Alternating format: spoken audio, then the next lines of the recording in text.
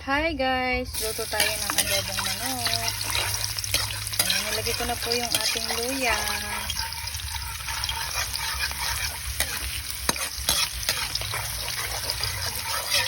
Ito naman po ang ating bawang. Ito lang po ang ating sibuyas.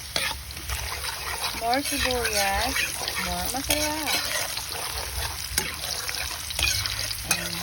Antay lang natin sila maging golden brown ng konti, very light lang. Lalagay ang manok.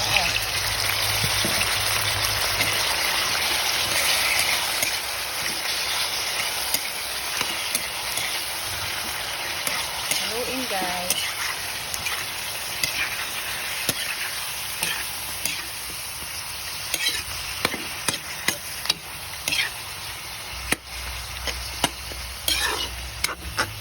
Natin antayin na makulo, maluto yung ating nilagay na manok. Mag-a-add ako dito ng salt and pepper at haluin para magkaroon ng lasa habang ginigisa.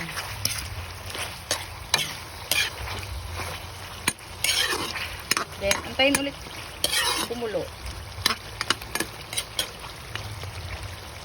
At mag-a-add na rin po ako ng toyo. Hindi na ako nag-add ng water dyan ha. Ayan, pakukuluan ulit natin siya. Huwag mo nang haluin. At mag-a-add din po ako ng oyster sauce. 1 tablespoon. And mag-a-add na rin po ako ng magic sarap. Ayan. At pwede na natin siyang haluin.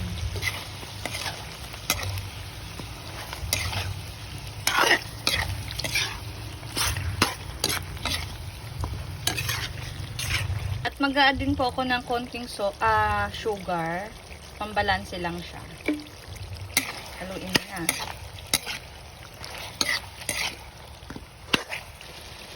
Ganitong adobo yung gusto ko.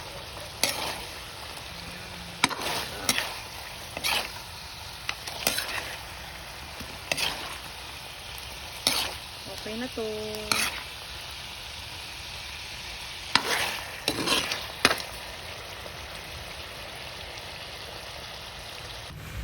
At itry mo na rin tong adobo ko guys.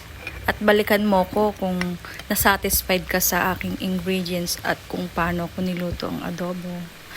Hanggang sa muli! Paalam!